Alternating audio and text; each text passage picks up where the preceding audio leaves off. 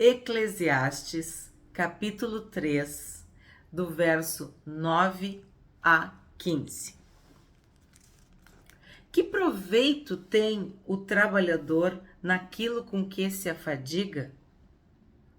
Viu o trabalho que Deus impôs aos filhos dos homens, para com ele os afligir. Nós já falamos nos outros capítulos de que o trabalho ele é um dom de Deus, mas o cansaço, o estresse, o peso, a preocupação, as responsabilidades fazem com que muitas vezes o trabalho seja motivo de aflição. E sim, o contexto em que Salomão está escrevendo é o contexto de uma sociedade onde havia escravos. E Salomão construiu um reinado muito rico. E nós sabemos que para que isso aconteça, muitas pessoas têm que trabalhar. E trabalhos forçados, pessoas à exaustão, pessoas esgotadas, pessoas escravizadas. Então, quando ele está falando disso, ele pode estar falando dessa aflição, dessa exploração, dessa utilização de um outro ser humano de uma forma desumana para alcançar um objetivo. As grandes obras, tanto do passado quanto do presente, são fruto do esforço, da fadiga, do suor, da saúde, da vida de muitos empregados, muitos funcionários, muitos escravos, servos, pessoas que se gastam para construir uma casa, uma ponte, um edifício, pirâmides, templos, palácios, que com certeza não serão habitados por eles. Então, desde que o mundo é mundo, o trabalhador se afadiga, se cansa, adoece. E é uma bênção quando a gente consegue trabalhar, produzir, construir sem prejuízo para a nossa saúde física, mental e emocional. O trabalho é uma fonte de alegria e de realização, mas também de muito sofrimento. Então aqui, Salomão está falando de algo que nos nossos dias é recorrente. Sabemos que os países extremamente desenvolvidos, tanto em cultura quanto em tecnologia, prósperos, eles exploram seus funcionários. Sabemos que as jornadas de trabalho são enormes, exaustivas. Sabemos também que isso leva as pessoas a um estresse crônico, a um sofrimento. Então é uma questão de analisar. Se o teu trabalho está te adoecendo, se o teu trabalho está te afligindo, tu está te tornando uma pessoa sem alma por causa do teu trabalho, tem algo errado aí. Tu deve clamar a Deus, pedir que o Senhor te livre, te direcione, te cure, te auxilie, porque o trabalho tem um papel muito importante na vida de cada pessoa. É muito significativo o que nós fazemos. Cada um que escolhe uma determinada área, uma determinada carreira, uma determinada profissão, está colocando os seus talentos, as suas habilidades, a sua capacidade a serviço da humanidade. Tudo que nós fazemos, seja produzindo produtos ou oferecendo serviços, é, em última instância, para o desenvolvimento, para o crescimento, para o aperfeiçoamento da humanidade. Só que isso não pode custar a tua vida. Não pode custar a tua saúde, como eu disse, física, mental, emocional e muito menos espiritual. Tem pessoas que simplesmente morrem, adoecem, porque vivem como se fossem máquinas, não param nem para manutenção. Então, ele viu o trabalho que Deus impôs aos filhos dos homens, para com ele os afligir. Tem fruto de pecado? Tem. Tem questões que são também decorrência de pecado. Mas muitas vezes é falta de sabedoria, é falta do quarto mandamento, de descansar, de parar, de lembrar do Senhor, de usufruir da vida. Que proveito tem o trabalhador naquilo com que se afadiga? Louco, esta noite pedirão a tua alma, e o que tu tem guardado? Trabalhou tanto, e aí? O que tu vai fazer com tudo isso? Então é uma reflexão bem profunda que Salomão nos leva através desses 2 versículos, porque o trabalho se torna um peso, um fardo. E quem pode nos livrar desse fardo? Vinde a mim, todos vós que estáis cansados e sobrecarregados. Tem uma tradução que diz assim: venham, vocês que não aguentam mais carregar essas cargas tão pesadas. Então, às vezes trabalhar num serviço desumano, desagradável, insalubre, também torna aquela pessoa infeliz, miserável. Então, ora a Deus, pede para o Senhor te revelar, te mostrar, te ensinar como que tu deve trabalhar de uma forma que isso não custe a tua vida, a tua saúde, o teu bem-estar. 11. Deus fez tudo formoso no seu devido tempo. Também pôs a eternidade no coração do ser humano, sem que este possa descobrir as obras que Deus fez desde o princípio até o fim. Eu amo esse versículo, já tem um vídeo, uma reflexão bem resumida, bem sucinta, bem no início do canal. Deus fez tudo formoso. Nós podemos substituir formoso por perfeito, por maravilhoso, por agradável, por bom, lindo. Tudo que Deus faz é bom, porque Deus é bom. Ele é benigno, ele é misericordioso. Então, todas as obras de Deus, tudo que Deus faz é bom, porque reflete o seu próprio caráter. Então, aqui está sendo dito que ele fez tudo formoso, perfeito, no seu devido tempo. Então, muitas das insatisfações humanas, das decepções e frustrações, vem, sabe do quê? De tu pegar o fruto verde, ou tu deixar o fruto apodrecer e o fruto cair de podre da árvore. Há um tempo para todas as coisas. Nós vimos isso, nós já estudamos a maravilha que é viver o tempo de Deus nas nossas vidas. Obedecer o tempo que Deus estabeleceu.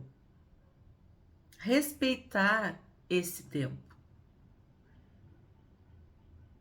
Quem pega uma fruta verde fica decepcionado.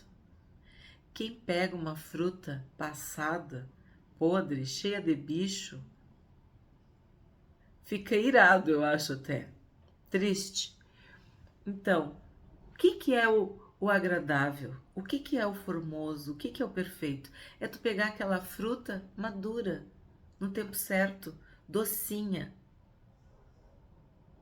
cheia das vitaminas, dos nutrientes, como Deus planejou. Então, nas nossas vidas, nós precisamos crer nesta palavra, de que Deus fez tudo certo, tudo formoso, tudo perfeito. Tudo que Deus faz é maravilhoso.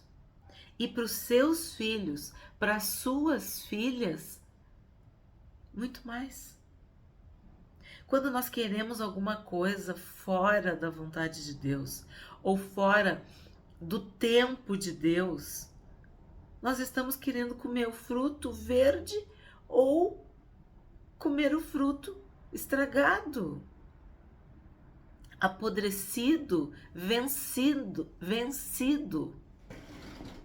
Nenhuma das atitudes é sábia. Querer antes ou querer depois. Deus fez tudo perfeito, tudo formoso, tudo abençoado. Cabe a nós confiar, ter fé, acreditar, esperar pelo Senhor, acreditar no Senhor e respeitar os tempos, respeitar as estações. E aí vem a parte que eu mais amo. Deus fez tudo formoso no seu devido tempo. Também pôs a eternidade no coração do ser humano, sem que este possa descobrir as obras que Deus fez desde o princípio até o fim. Deus colocou em cada um de nós a eternidade, o infinito,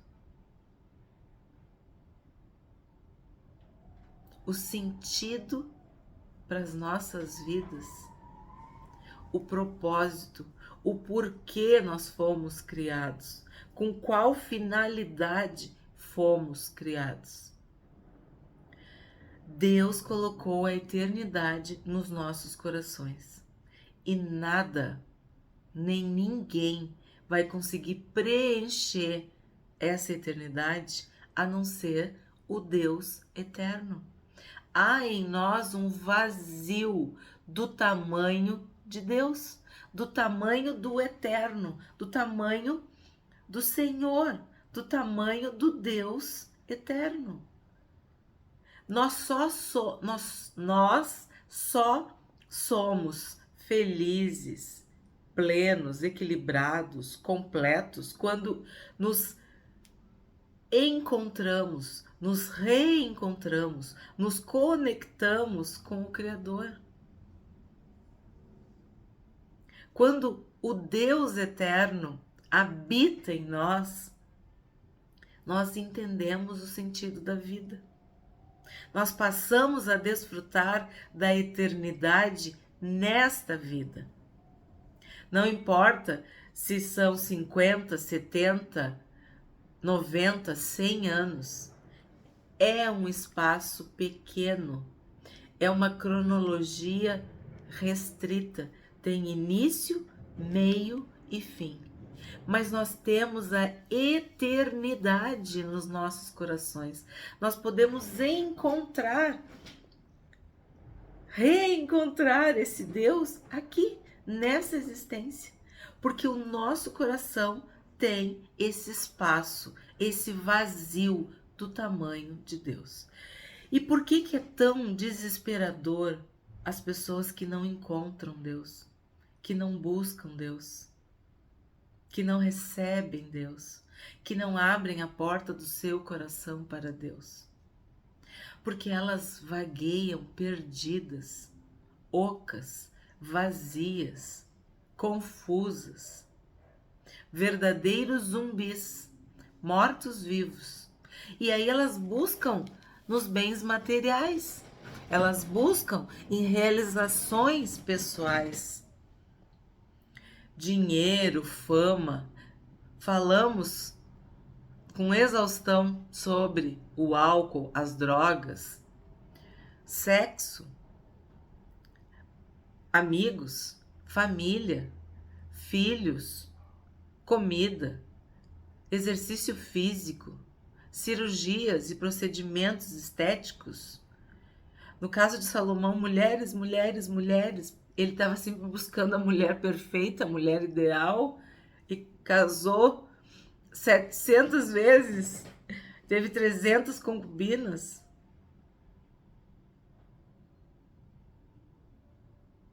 Nós vemos pessoas jovens, bonitas, inteligentes, estudadas, instruídas, educadas, cultas,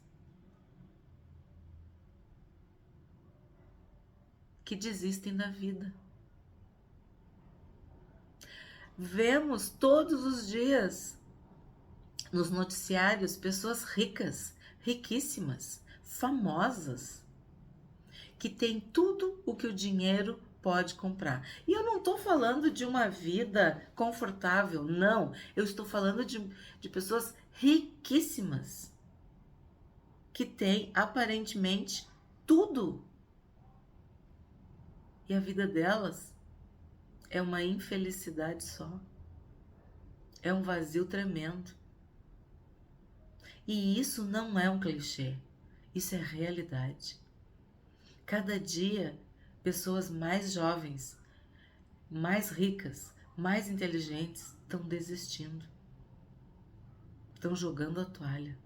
Por quê? Porque não encontraram o Senhor Jesus, não encontraram o Eterno. Há um buraco no peito dessas pessoas, porque nada do que elas fizeram ou nada do que elas tiveram preencheu esse vazio. Nada. Então, esse versículo mexe muito comigo, porque não importa quem tem muito ou quem tem pouco, não importa quem estudou, quem tem faculdade, mestrado, doutorado ou quem é analfabeto. Não importa quem tem saúde ou quem está num hospital. Não importa se tu é jovem ou se tu é idoso, se tu é homem ou mulher, se tu é bonito ou se tu é feio, se tu é magro, se tu é gordo. Não importa. O vazio está no coração de todas as pessoas. E enquanto Deus não habitar nesse coração, nessa alma, nesse espírito, enquanto o teu corpo não for templo, casa, morada, habitação do Altíssimo, tu não vai ter paz, tu não vai ter alegria, nem contentamento, porque o sentido do existir, o sentido da nossa existência é se conectar, se reconectar com o nosso Criador, aquele que nos criou com amor, aquele que pagou o preço mais caro que teve. Deu seu próprio filho para nos reencontrar, para nos comprar, para nos resgatar. Então, quando Salomão está falando que Deus pôs a eternidade no coração do ser humano, sem que este possa descobrir as obras que Deus fez desde o princípio até o fim, nós já sabemos que ele provou o seu amor por toda a humanidade. Deus prova o seu amor por nós pelo fato dele ter mandado Jesus pelo fato de Jesus ter morrido por nós, para que nós pudéssemos ser perdoados, salvos, curados, libertos. E olha, é desde o princípio até o fim. Nós não conseguimos saber que amor é esse, que amor tão inacreditável, tão eu não sei, me faltam palavras. Um amor maravilhoso. Tem um cântico que diz o amor furioso, que lutou, que derrubou tudo para nos encontrar. Então, isso é a eternidade. E nós temos vida, vida em Deus, paz em Deus. Lindo esse versículo. 12. Sei que não há nada melhor para o ser humano do que alegrar-se e aproveitar a vida ao máximo. O que Salomão fez? Exatamente isso. Ele quis se alegrar e aproveitar a vida ao máximo. Mas como que tu aproveita a vida ao máximo sem conhecer o autor da vida? Sem conhecer quem é o caminho, a verdade e a vida? Não há vida verdadeira sem Jesus. Temos que lembrar disso. Nenhuma frustração, nenhuma decepção, nenhuma perda, nenhum luto, nada que nós venhamos a passar nesta terra se compara a tu não ter Jesus. A pior coisa que pode acontecer é tu existir sem Jesus. É tu viver sem conhecer Jesus. 13. Sei também que poder comer, beber e desfrutar o que se conseguiu com todo o trabalho é dom de Deus. No contexto de uma pessoa que é escrava, que é explorada, oprimida, óbvio que ela não desfruta do bem do seu trabalho. E sim, queremos poder trabalhar, poder descansar e poder desfrutar do fruto do nosso trabalho. Então, é uma bênção poder comer, beber e desfrutar o que se conseguiu com todo o trabalho. Isso é dom de Deus, é graça de Deus, é presente de Deus. Por isso que eu iniciei falando, se tu não está vivendo essa bênção de desfrutar do teu trabalho, tem algo errado aí. E tu deve pedir para que Deus te abençoe, para que Deus te prospere, para que Deus te dê a direção. Consagre ao Senhor tudo o que tu faz, a obra das tuas mãos. Agrada-te do Senhor e Ele vai satisfazer as necessidades, o desejo, aquilo que tu precisa, aquilo que o teu coração almeja. Que é o desejo de todos nós, poder comer, beber e desfrutar tudo o que a gente conquistou ao longo da vida através do trabalho, do estudo, de tudo que a gente fez. Isso é uma bênção. Isso é uma graça de Deus. 14. Sei que tudo o que Deus faz durará eternamente, sem que nada possa ser acrescentado nem tirado, e que Deus faz isso para que as pessoas o temam. Eu falei no primeiro vídeo que o resumo do livro de Eclesiastes era temer a Deus. Por mais que seja pessimista, deprimente, amargurado, que tenha amargura, que a vida seja difícil, o principal, o resumo de tudo, a suma de tudo é temer a Deus. Isso nós vamos falar muitas vezes aqui. Adorar a Deus. Reconhecer Deus em tudo e em todos. Tudo que Deus fez é formoso.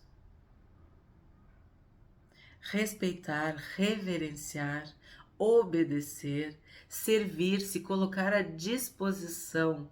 Eis-me aqui, Senhor, usa-me. Amar a Deus acima de todas as coisas. Tudo que eu falei é temer a Deus.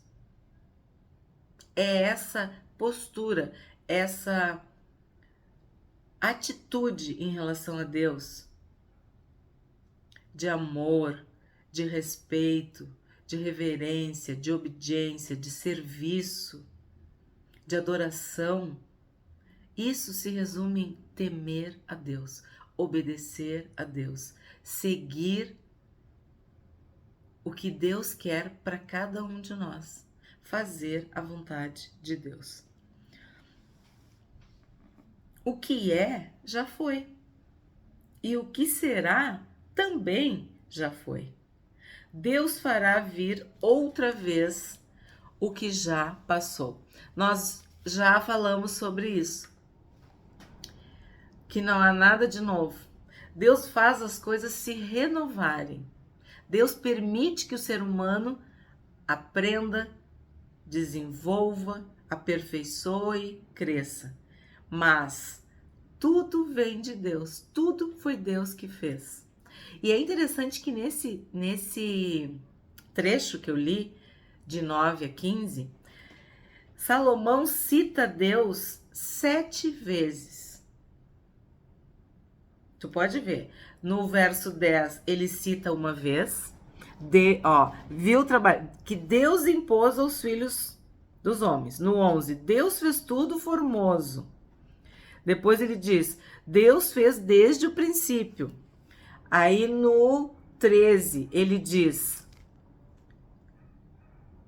é dom de Deus. No 14, Deus faz durará, o que Deus faz durará eternamente. Deus faz isso para que as pessoas o temam. Deus fará vir outra vez. Se vocês analisarem, é Deus agindo, é Deus fazendo, é Deus atuando, é Deus como protagonista. Ele é o Criador. Ele tem tudo nas suas mãos, tudo no seu controle, a sua soberana vontade. É Ele que está no controle de tudo. Tudo que Deus faz é perfeito, é completo, nada escapa à sua vontade. É Deus que faz, é Deus que age, é Deus que tem o controle das nossas vidas nas suas mãos.